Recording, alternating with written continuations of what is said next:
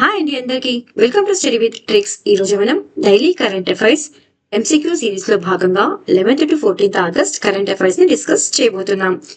What is the name of the China's newly tested lunar lander designated for future man moon machines?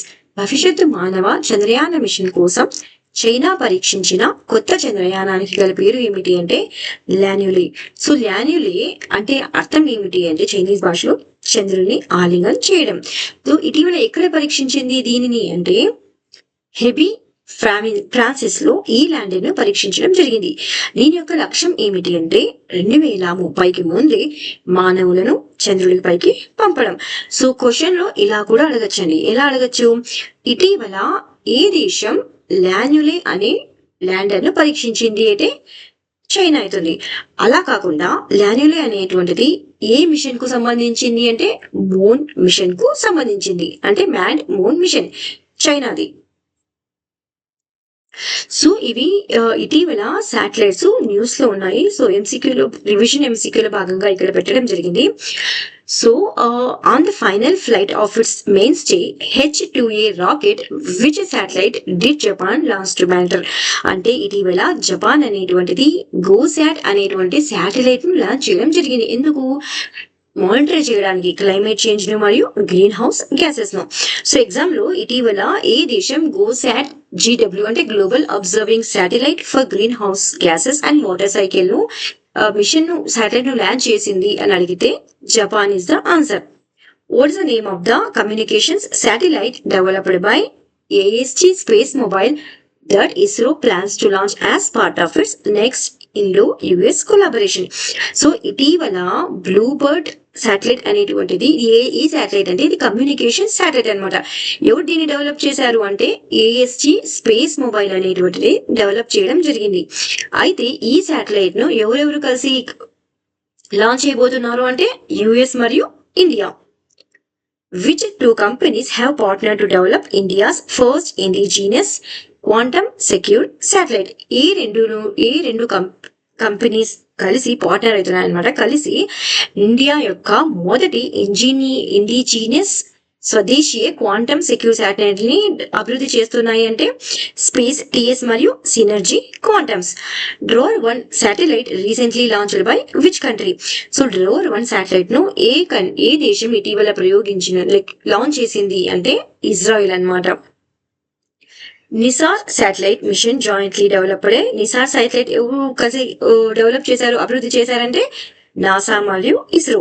What is the name of the Iranian telecommunication satellite launched abroad a Russian Soyuz rocket on July 25, 2025 from the Vostochny cosmodrome. So ఈ Nahid 2 అనేటువంటిది ఏ దేశానికి చెందింది అంటే Iran దేశానికి చెందింది. ఈ Nahid 2 అనేటువంటిది ఒక టెలికమ్యూనికేషన్ శాటిలైట్ అనమాట. అయితే ఇది ఎక్కడి నుంచి లాంచ్ చేయబడింది అంటే రష్యన్ సూయజ్ రాకెట్ ద్వారా లాంచ్ చేయడం జరిగింది. సో అస్సాం సాట్ అంటే అస్సాం సాట్ అనేటువంటిది భారతదేశానికి చెందినటువంటి అస్సాం రాష్ట్రం రూపొందిస్తున్నటువంటి శాటిలైట్ పేరే అస్సాం సాట్. Who is the first recipient of the World Academy of Sciences MS Swaminathan Award for Food and Peace? ప్రపంచ academy of sciences MS Swaminathan award for food and peace యొక్క మొదటి గ్రహీత ఎవరు అంటే ఈ అవార్డు ను ఫస్ట్ టైం ఇవ్వబోతున్నారు. ఎవరికి ఇచ్చారు అంటే ప్రొఫెసర్ అడుమూల అడెన్లే గారికి ఇవ్వడం జరిగింది. ఈయన ఏ దేశానికి చెందినటువంటి వ్యవసాయ శాస్త్రవేత్త అంటే నైజీరియా దేశానికి చెందినటువంటి వ్యవసాయ శాస్త్రవేత్త.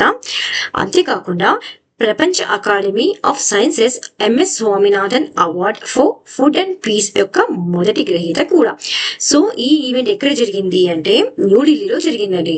సో న్యూఢిల్లీలో జరిగినటువంటి MS స్వామినాథన్ శతాబ్ది అంతర్జాతీయ సదస్సులో ఎవరు ప్రారంభించారు ఈ సదస్సును అంటే నరేంద్ర మోదీ గారు ప్రారంభించడం జరిగింది.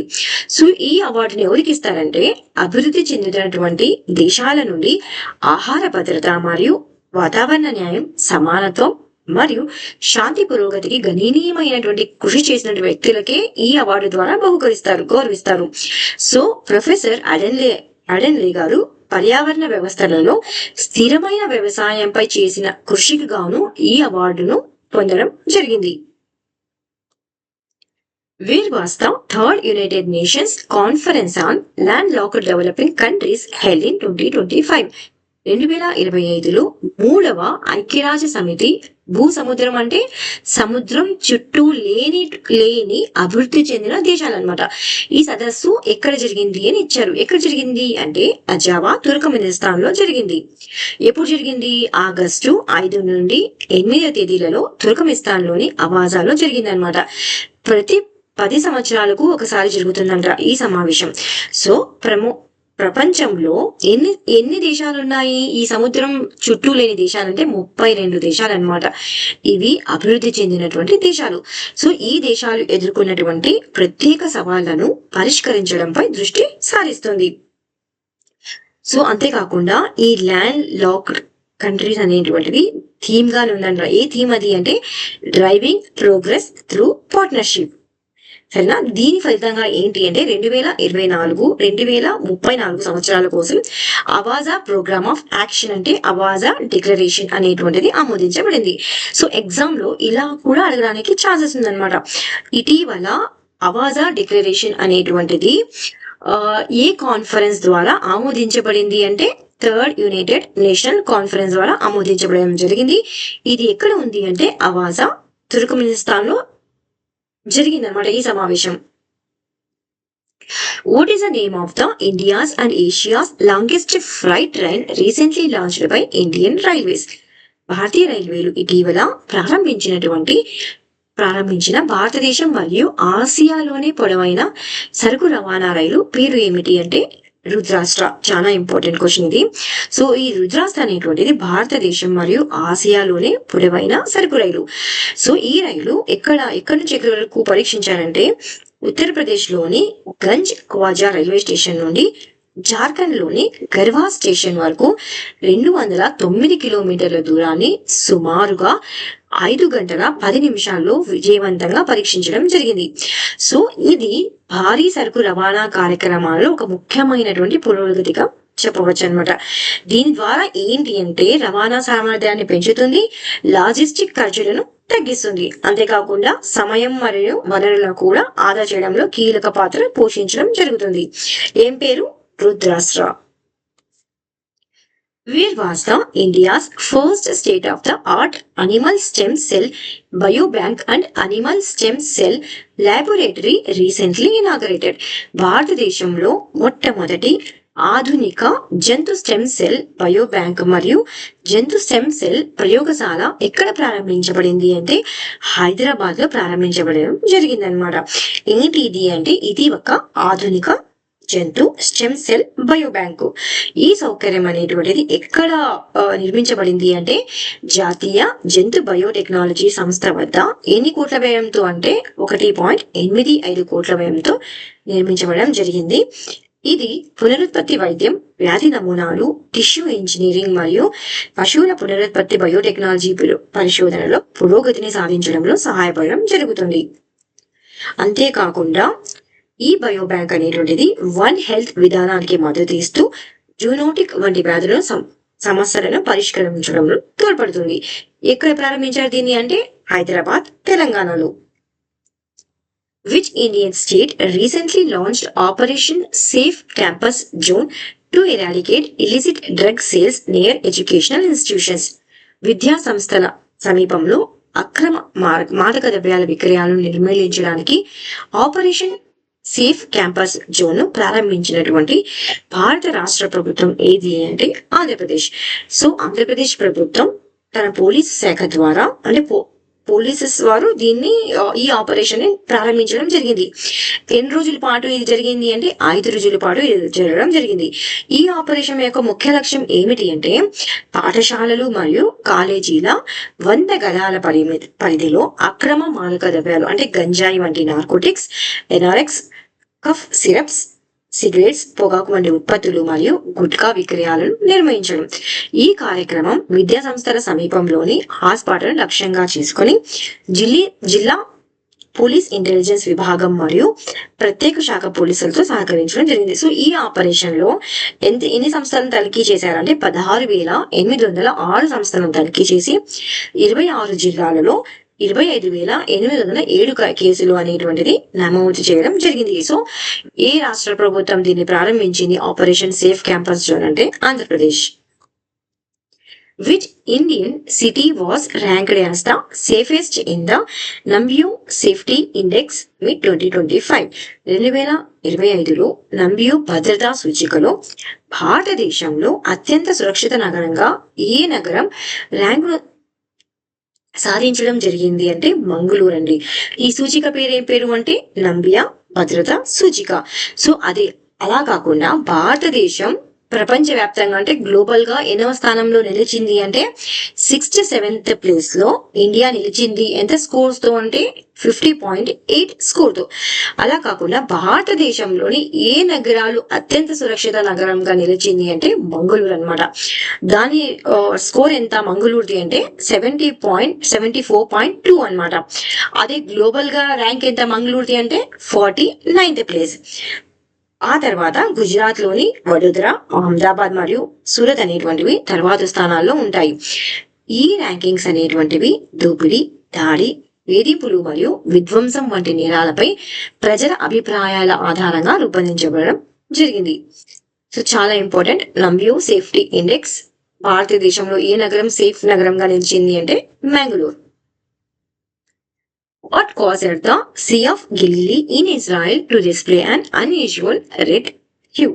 అంటే ఇజ్రాయిల్లోని గలీలియో సముద్రం అసాధారణమైనటువంటి ఎరుపు రంగును ప్రదర్శించడానికి కారణం ఏంటి అంటే ఆ నీటిలో ఉన్నటువంటి algal bloom of Botryococcus బ్రునిని.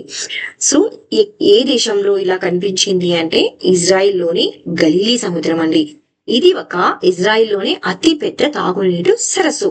ఈ సరస్సులో కొద్ది రోజులు అంటే ఒక సముద్రం ఇది ఈ రోజులలో ఏం జరుగుతుందంటే కొద్ది రోజులుగా ఎరుపు రంగును ఈ వాటర్ అనేటువంటిది ఎరుపు రంగులో చేంజ్ అవ్వడం జరుగుతుంది. కారణం ఏంగా గుర్తించారంటే ఆల్గల్ బ్రూమ్ గా కారణాన్ని గుర్తించడం జరిగింది. ఎప్పుడైతే ఈ నీటిలో ఉన్నటువంటి బోట్రియోకోకస్ బ్రౌనీ అనేటువంటి ఆకుపచ్చ ఆల్గి సూర్యుని ప్రభావంతో అంటే సూర్యునికి ఎప్పుడైతే సూర్యునికి డైరెక్ట్ గా కాంటాక్ట్ లోకి వస్తుందో సూర్యకాంతి ప్రభావంతో ఈ ఎరుపు రంగు అనేటువంటిది ఉత్పత్తి చేయడం జరుగుతుంది. సో దీని ద్వారా ఎలాంటి హాని అనేటువంటిది జరగదు అని నిర్ధారించడం జరిగింది ఇజ్రాయిల్ అధికారులు. సో ఏ దేశం అంటే ఇజ్రాయిల్, ఏ వాటర్ లో అంటే sea of Galileo. Who became the first Indian to win a medal in the Asian Surfing Championship? Asian surfing championship లో పథకం గెలిచినటువంటి తొలి భారతీయుడు ఎవరు అంటే రమేష్ బుదియాల్. ఫస్ట్ ఇది యాక్చువల్ గా ఎక్కడ జరిగింది అంటే తమిళనాడులోని మహాబలిపురంలో జరగడం జరిగింది. సో రమేష్ బుదియాల్ అనేటువంటి అతను తొలి భారతీయుడుగా ఈ చరిత్రను సృష్టించడం జరిగింది. ఎందుకంటే ఇప్పటి వరకు ఎవరు ఏ పథకాన్ని కూడా ఈ సర్ఫింగ్ ఛాంపియన్షిప్ లో గెలవలేదన్నమాట. ఇతను ఫస్ట్ ఇతను మహాబలిపురంలో జరిగినటువంటి ఓపెన్ కేటగిరీలో ఆయన ఎన్ని పాయింట్లతో 3వ స్థానంలో నిలిచారు అంటే 12.60 పాయింట్లతో 3వ స్థానంలో నిలిచి ఏ పథకాన్ని సాధించారు అంటే కాంస్య పథకాన్ని సాధించారు. సో ఇంపార్టెంట్ క్వశ్చన్ అండి, ఎందుకంటే ఇతను ఫస్ట్ ఇండియన్ కాబట్టి చాలా చాలా ఇంపార్టెంట్. అది కాకుండా ఈ ఈవెంట్ అనేది మహాబలిపురంలో జరిగింది కాబట్టి ఇంకా ఇంపార్టెంట్ అవుతుంది. సో ఎవరు ఫస్ట్ ప్లేస్ లో ఉన్నారు అంటే కొరియాకు చెందినటువంటి కానే హిజే 15.17 పాయింట్లతో స్వర్ణ పథకాన్ని గెలుచుకోగా ఇండోనేషియాకు చెందినటువంటి పజార్ అరియానా 14.57 పాయింట్లతో రజత పథకాన్ని సాధించడం జరిగింది. What is the name of the cyber intelligence tool deployed by the Maharashtra government to combat cybercrime and online misuse? Cyber నేరాలు మరియు ఆన్లైన్ దుర్వినియోగాన్ని ఎదుర్కోవడానికి మహారాష్ట్ర ప్రభుత్వం చేపట్టినటువంటి సైబర్ ఇంటెలిజెన్స్ టూల్ పేరు ఏమిటి అంటే గరుడ దృష్టి అన్నమాట. ఏ ప్రభుత్వం అంటే మహారాష్ట్ర ప్రభుత్వం. ఇది సైబర్ నేరాలు మరియు ఆన్లైన్ దుర్వినియోగాన్ని ఎదుర్కోవడానికి ఉపయోగపడుతుంది. అంటే ఈ సోషల్ మీడియా ప్లాట్ఫామ్లను పర్యవేక్షించి ద్వేష ప్రసంగం, తప్పుడు వార్తలు, వదంతులు, బెదిరింపులు మరియు మాదక ద్రవ్యాల అక్రమ రవాణా వంటి అనుమానాస్పద కార్యక్రమాలను గుర్తిస్తుంది. చాలా ఇంపార్టెంట్ ఇది. ఏ రాష్ట్రం అంటే మహారాష్ట్ర ప్రభుత్వం అని గుర్తుపెట్టుకోండి. Who has been appointed as the new chairman of Broadcast Audience Research Council BARC India? Broadcast audience research council India కొత్త చైర్మన్ గా ఎవరు నియమింపబడ్డారు అంటే గౌరవ్ బెనర్జీ గారు నియమించడం జరిగింది. ఈయన Sony pictures network India managing director మరియు చీఫ్ ఎగ్జిక్యూటివ్ ఆఫీసర్ గా ఉన్నారనమాట. సో ఇప్పుడు దేనిగా నియమించబడ్డారు అంటే బ్రాడ్కాస్ట్ ఆడియన్స్ రీసెర్చ్ అంటే కౌన్సిల్ బార్క్ ఇండియా కొత్త చైర్మన్ గా నియమించబడడం జరిగింది. సో ఈయన ఎవరి ప్లేస్ లో వచ్చారు అంటే శశి సిన్హా స్థానంలో ఈయన నియమించబడడం జరిగింది. చాలా ఇంపార్టెంట్ క్వశ్చన్ అండి, అపాయింట్మెంట్స్ లో ఇంపార్టెంట్ క్వశ్చన్ ఇది. So which district in Rajasthan has been renamed as Bhagyanagar? Rajasthan లో భారతరీ నగర్ గా పేరు మార్చబడిన జిల్లా ఇది. లాస్ట్ టైం పంచాయతీరాజ్ ఎగ్జామ్ లో ఇలాంటి క్వశ్చన్ ఒకటి అడగడం జరిగింది. సో ఏ పేరుగా మార్చారు అంటే ఖైరతాల్ తిజారా. ఈ ఖైరతాల్ తిజారాను భారతీ నగర్ గా మార్చారనమాట. ఏ రాష్ట్రం అంటే రాజస్థాన్ రాష్ట్రం. సో రాజస్థాన్ ముఖ్యమంత్రి భజన్ లాల్ శర్మ ఖైరతాల్ తిజారా జిల్లాను భర్తరీ నగర్ గా పేరు మార్చడానికి ప్రతిపాదనని ఆమోదించారు. కానీ అఫీషియల్ గా అయితే రాలేదు, కానీ ఆమోదించడం మాత్రం జరిగింది. ఎందుకు ఈ నిర్ణయాన్ని తీసుకున్నారంటే అక్కడి స్థానిక వాస్తవాన్ని మరియు సాంస్కృతిక ప్రాముఖ్యతను గౌరవించడానికి ఈ డెసిషన్ ను తీసుకోవడం జరిగింది. ది వన్ లైనర్ క్వశ్చన్స్ అన్ని క్విక్ గా డిస్కస్ చేసేద్దాం. India has been invited to participate as the prestigious guest of honour country are the 30th Bogota International Book Fair 2026 taking place from April 21st to May 4th, 2026 in Bogota, Colombia.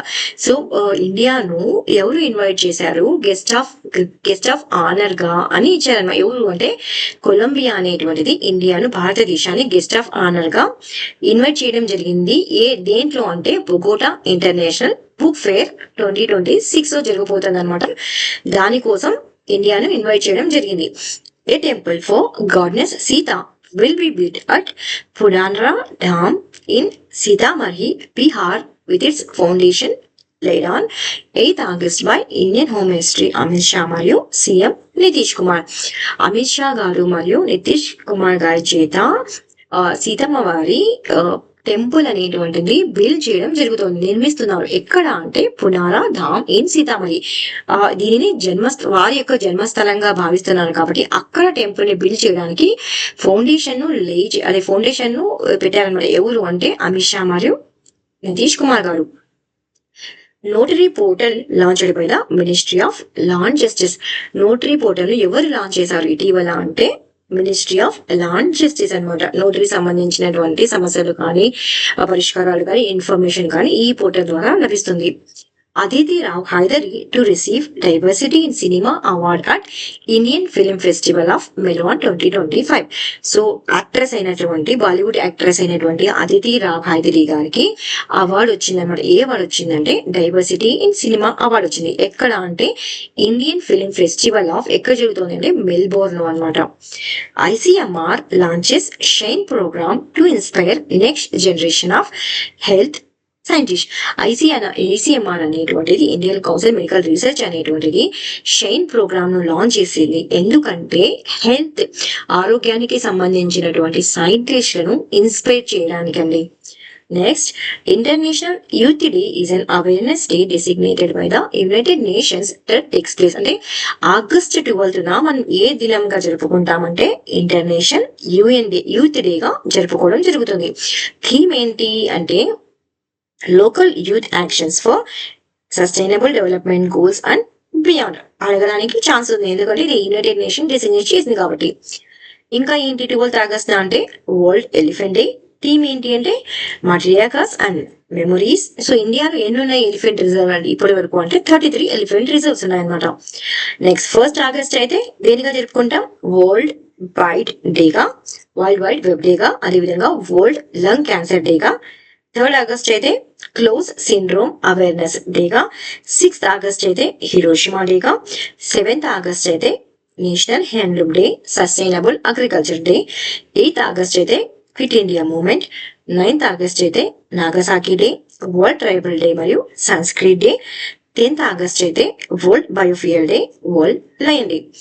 National narcotics help line Manas was launched by ministry of home affairs. So national narcotics help line అనేటువంటిది ఏది అంటే మానస్ అన్నమాట. ఎవరు launch చేయాలి, ఏ ministry దీన్ని launch చేసింది అంటే ministry of home affairs ఈ హెల్ప్ లైన్ చేయడం జరిగింది. దేనికి సంబంధించింది అంటే డ్రగ్స్ అండి. దీని ఒక హెల్ప్ లైన్ గా ఇచ్చారు. 1933 is a help line. Delhi Assembly will host the All India Speakers Conference on August 24 and 25.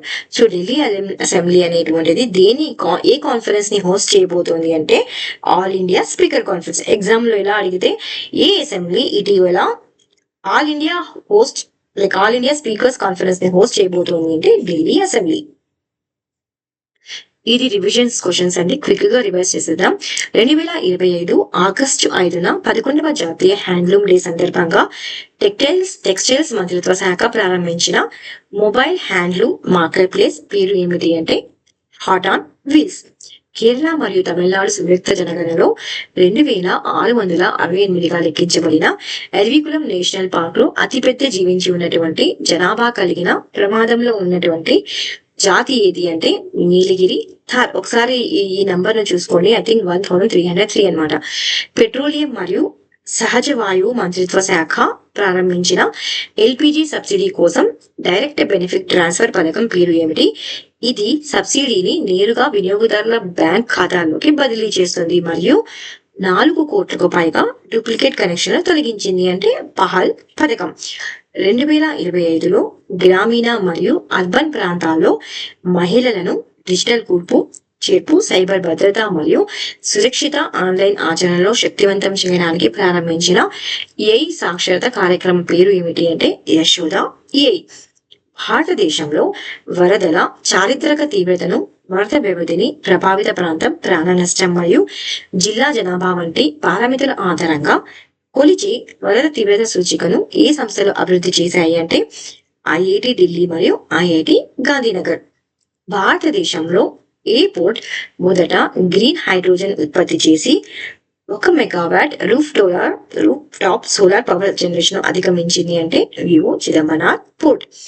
భారతదేశంలో హరిత విప్లవానికి తండ్రిగా ప్రసిద్ధి చెందినటువంటి పితామహునిగా ప్రసిద్ధి చెందినటువంటి ఎంఎస్ స్వామినాథన్ జీవితాన్ని వివరించే MS Swaminathan the man who fed India అనే జీవిత చరిత్రను ఎవరు రచించారు అంటే ప్రియంవద జయకుమార్.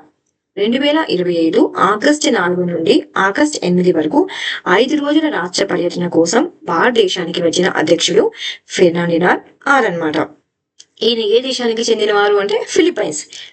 2025 అక్టోబర్లో ఆర్చరీ అసోసియేషన్ ఆఫ్ ఇండియా నిర్వహణలో మొదటిసారిగా ఆర్చరీ లీగ్ ను ప్రారంభించబోతున్నటువంటి దేశం ఏది అంటే ఇండియా. ఇవి ఫస్ట్ ఇన్ ఇండియా ఫ్రీక్వెంట్ గా ఇతర ఎగ్జామ్స్ లో అడిగారండి. స్టాండర్డ్ జీకే లో నుండి నేను పెట్టడం జరిగింది. ఆల్రెడీ ఇవి ఎగ్జామ్లలో రిపీట్ అయినటువంటి క్వశ్చన్స్ అనమాట. The first woman IPS officer Kiran Bedi. The first woman judge వచ్చి ఎవరు అంటే Anna Chandy. She became the judge of district court in 1937. The first woman judge in supreme court Meera Shaheed Fathima Beevi. The first woman Judge in Supreme Court of India, Kumari Justice M. Fatima Bibi. The first woman lawyer, Cornelia Sorabji. The first woman Lieutenant General Chief Puneet Arora. The first woman minister in a government, Rajkumari Amrit Kaur. The first woman Olympic medal winner, Karnam Malleshwari 2000. Karnam Malleshwari 2000. The first woman pilot in Indian Air Forces, Harita Kaur Dayal.